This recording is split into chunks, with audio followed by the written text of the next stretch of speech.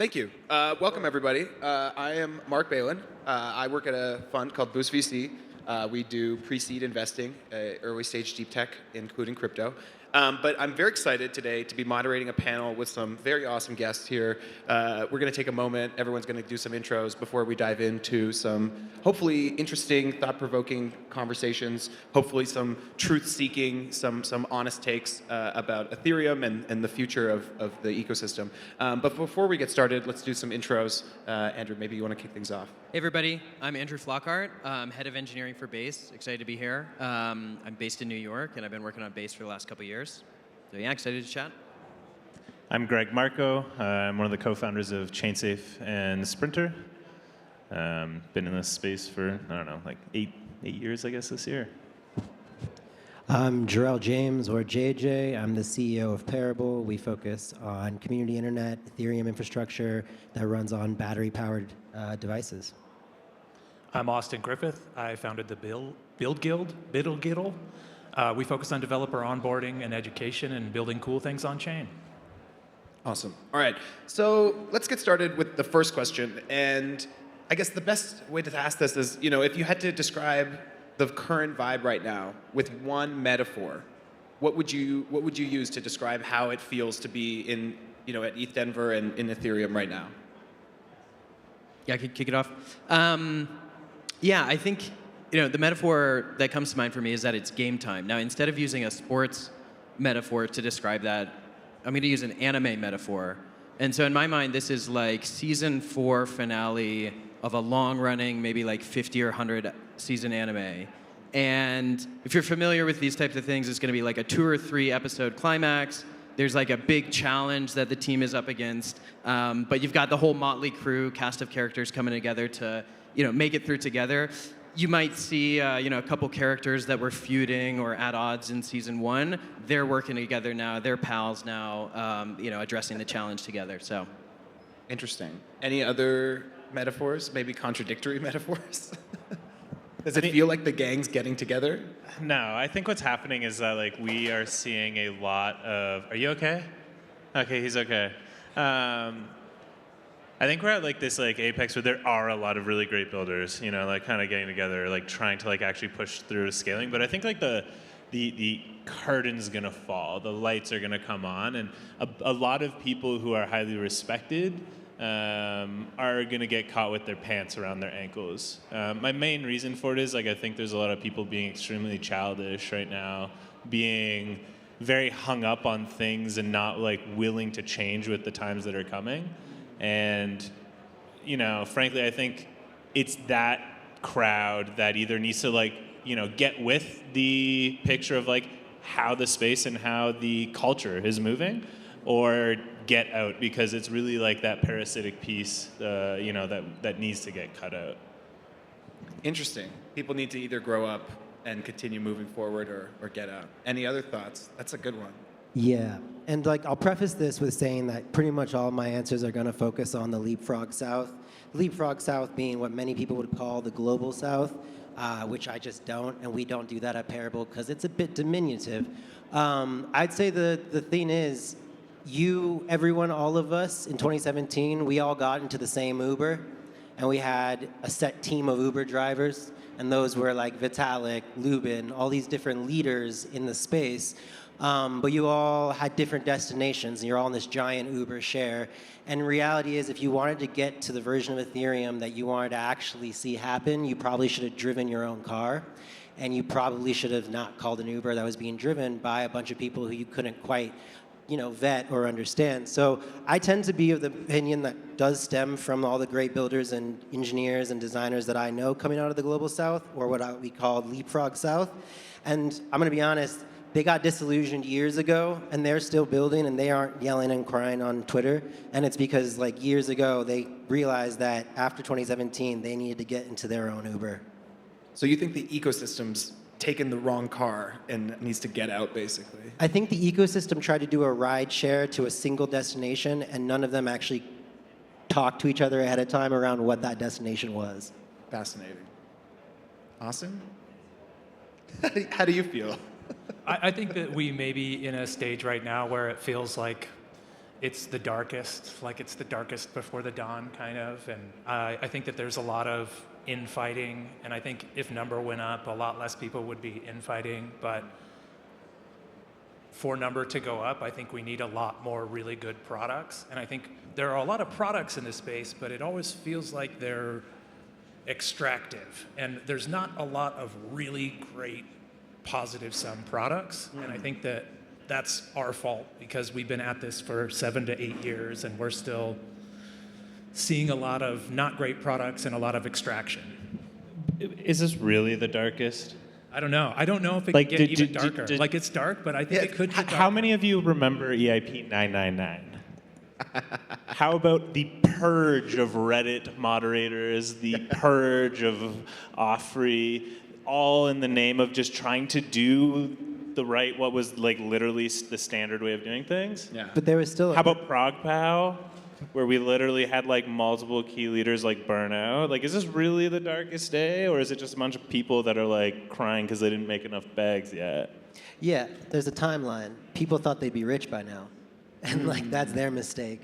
Nobody in like Leapfrog South was out here thinking they'd be a multimillionaire within 5 years of a product. The Reddit moderator thing helps me to jump to a different thing of infighting, where we're seeing some of the OGs that are super hardcore cypherpunk and some of the new blood that are more finance clashing. And I think this is descriptive of the whole space. There's a lot of these OG cypherpunks that are clashing with this kind of new school group that's coming in that's more focused on finance and info finance. So I think that's just like an interesting at odds that the ecosystem is many things to many people, but it also is robust and at odds with itself. Well, it's interesting you asked that because my next question was going to be about sort of these changes that are happening, you know, at the EF, in the social layer more broadly, right? Aya stepping down a couple days ago, Vitalik putting on a milady, right? Embracing this sort of countercultural ethos. I'm curious for you guys, what do you guys think is next for this sort of evolving cultural fabric? There's like fluctuations in the governance layer. Where do you think things kind of go from here? Do you think it gets more legitimate, more sort of spread out? I think, not to bring us back to metaphors, but you guys ever been to like an actually really good party and you realize that there's like 2 DJs, but you realize it about halfway through the party? I think that a lot of people at the EF and a lot of people in Western crypto have been inside of one party, inside of one DJ's set, being like, oh wow, this is gonna be awesome. And now there's, you know, the music's over, the party's over, they're not sure what's going on. And they hear like a little rumbling happening somewhere, and they're trying to figure out where it's coming from, who's got that next brilliant idea.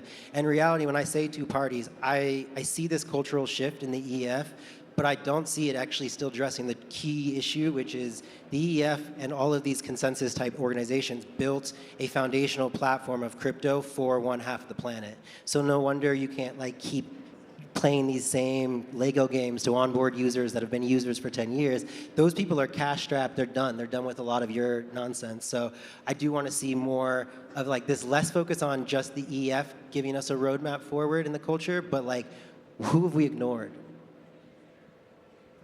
Andrew, what do you think? I think those are good questions. I mean, I think hard times like this are, you know, often some of the most valuable times if you can get through it, because it's going to make us really re-examine and like reaffirm why we are here, why we're drawn to this space in the first place.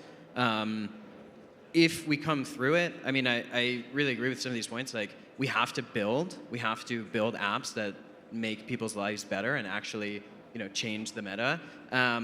If we're able to come out of this, I think we'll have been a really clarifying time about what's important, what are our values that this ecosystem holds. I also don't think it has to be a homogenous, you know, set of values, homogenous culture. I think it's sort of everyone who's here, everyone who's listening, who's showing up, who's like interested in this ecosystem, you are the culture, right? Like, you are gonna write the narrative of what happens in the next 5 to 10 years. You're not at the whims of, you know, whatever the EF might decide culture is, you know, whatever this group of us, you know, say culture is. It's really about the people showing up, the people building. You are building Ethereum's next chapter of culture. Woo! Interesting. Well, I mean, there's a lot of, you know, debate happening about what is Ethereum's culture, right? Is Ethereum woke? Is it anti-woke? Is it communist? Is it anti-communist, right? And I mean, I'm curious for you guys on the panel, what you as individuals believe, both for yourselves and kind of the ecosystem more broadly. Do you think that those values have a role to play in the formation of this protocol, right? Or, you know, thinking more broadly, right, to what you said earlier, as Ethereum starts to scale, right, and become this global settlement layer, which are the values that sort of continue to carry us forward, and which are the ones that perhaps get left behind, or that we maybe grow out of, Greg, to your earlier point? Here's the thing with like evolution of like cultures is that, you know, whatever you started with will never be what you ended with, and you can never predict where you're going to go. But the most fundamental thing you can do is educate along the way of why you're here and why they should be here. And I think this is one of the fundamental shifts that's like starting to happen, is that for probably up until like 22, really it was a lot of people in the ages of like, you know, 90 or 2002 and younger that were really like the core participants of crypto. And now we have people that are like very young joining, very different group of people here for very different reasons. Some of them are here literally just to make money really quickly, turn a dollar. But the core fundamental thing is like you got to educate them on why they should be here, on those like cypherpunk values, right? But you're not jamming it down your throat. And I think that's a problem that we see with a lot of people and a lot of the OGs on Twitter. They're trying to say that the EF needs to like jam these values down everybody's throats, but like it makes no sense. I mean, like the EF has other problems to deal with. The EF has like an IBM organization that they've been trying to fix since like, you know, 2018. And they've been doing a really good job of fixing it. It just takes a lot of frickin' time because they're also like trying to prop up this entire ecosystem. I mean, I could ramble, so. Yeah. But I think like when you talk about OGs and cypherpunks, and I think a lot of us like to relate ourselves to cypherpunks and the OGs in the space just because we've been here for a lot of years. I think one of the cypherpunk values are something that you actually have to live, and you actually have to recognize the reality around and build for like the anti of that reality in a lot of ways. So like cypherpunk class of crypto is the richest class of cypherpunks that's ever existed, and it's the most risk adverse when it comes to getting involved in hardware. And there's a reason cypherpunks in the past had to get involved in hardware, because they had to change the physical reality around people in order for people to see the value in what they're making. We have a culture that is completely risk adverse to making any hardware from a collective standpoint and from an individual and corporate standpoint. And when you have that culture, you have people that make invisible tools for people who live in a physical reality, and they keep making the same invisible tools over and over again, and every single iteration it just seems like they're more invisible to the end user. So we're never going to get the billion or the 100 million that we think we're going to get on-ramped in all these different places if we remain cypherpunks who have no risk tolerance for hardware development. I mean, the thing that I have to point out here, right, the elephant in the room is that at the end of the day, the thing that Fortune 500 companies and cypherpunks agree about is that they both want a platform that is sort of predictably uncensorable, right? Or like that can't be evil, right? That can't be captured. These are like qualities that are, you know, sort of like mutually beneficial. So it's interesting to me that, you know, there's this idea of like the EF espousing the wrong values, right? Or that's been a lot of what we've heard, right? And Greg, what you mentioned. But is it the case that maybe they're just leaning into the wrong values, right? Or leaning in the wrong direction? Do you think that EF has any role to play in shaping this culture? Do you think this culture should just arise naturally? Obviously, Vitalik has a role to play in shaping this culture. So do you guys on this panel. I think these are important questions, but can also be sort of rabbit hole bait for us, because culture will not matter at all if we don't build. And so I think like a lot of the emergent culture that we can find and you know, identify with and feel, you know, confident in will emerge from getting down to business, executing on the things we know we need to execute on. I feel like this is the other missing half possibly, is like we are in a moment of change. We're in a moment where we need to put our foot on the gas in terms of building the very important infrastructure that we all know needs to exist. And getting distracted by like what is going on culturally not that it's irrelevant, but it can kind of distract us. If we zoom out, nobody in the Leapfrog South probably cares or knows what the EF cultural drama of the moment is, right? They're going to care if real apps, real infra makes their life better. And I feel like, that is sort of like perhaps the only rallying, unifying cry we can all get behind. Let's get down to business. Let's execute on the things we know we need to do. Also, like most people complaining about culture right now at the EF level don't ship. Oof. 99%. I can count like one. Just echoing, now is the time to build. I want to say that a million times over. Everything is lining up here with L2s, smart contract wallets, regulation. Everything is ready. Now is the time to build. The EF is not Ethereum. Ethereum is a cold, dark settlement layer that anyone can get to, that's credibly neutral, that anyone can settle anything on. Ethereum is not woke or anti-woke. It is a settlement platform that does exactly what it's supposed to do and allows you to write code to run on it. And that's what's important. And facilitates a bunch of champagne socialists, depending on the market condition. Okay, I know we're almost up on time. One question I did want to get to, and you kind of started to touch on this, right? This need to be really competitive, right? Ultimately, this sort of fire's been lit, I think, under everyone's asses. We've seen the last year, most of the most interesting things that happened in the ecosystem happened either in Bitcoin or in Solana land.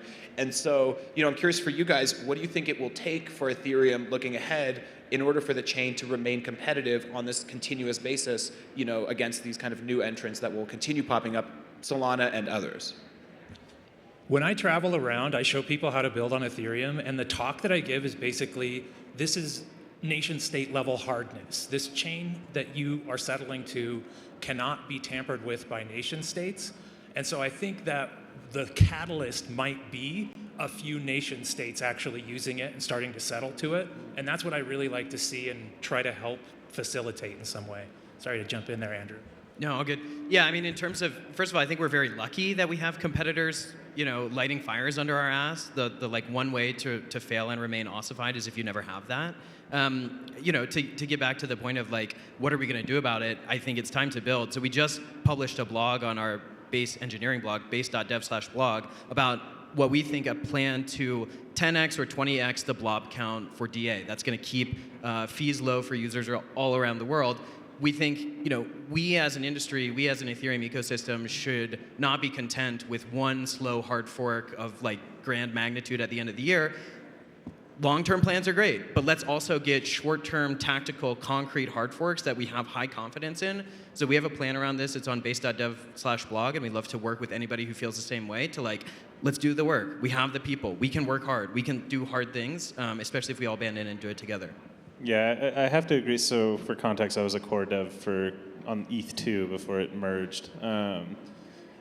What we really need to start seeing is there's a few fundamental things. There's a lot of FUD in what's going to actually scale the EVM, parallel EVMs and all this shit. It's not going to scale the EVM. That's a 2x improvement. And Solana, you can actually look at the stats and it's literally a 2x improvement.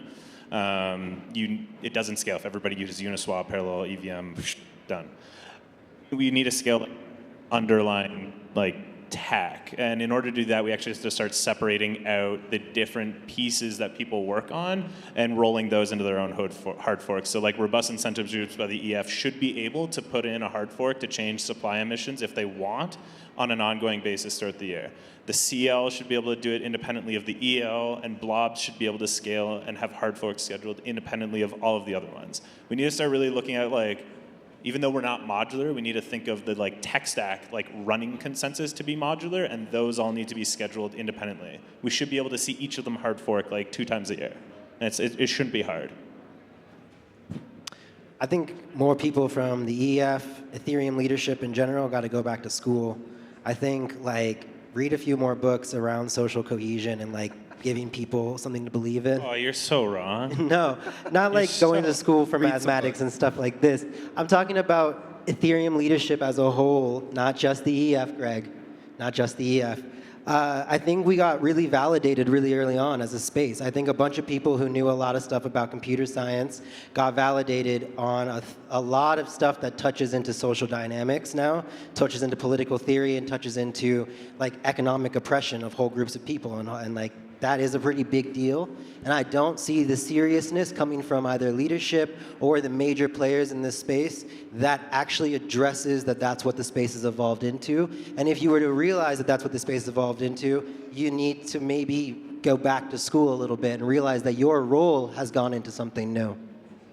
All right, we're almost over on time, but Austin, any final thoughts? My final thought is if you are a developer, go speedrun Ethereum at speedrunethereum.com. Speedrun build Ethereum. products. All right. Go build. Thank Go you. build. All right, well, that's the thesis, is the future of Ethereum is more building and less political conversations. So, yeah, thank you all for coming. Thank you, panelists, for showing up. And, yeah, best of luck for everyone building on Ethereum.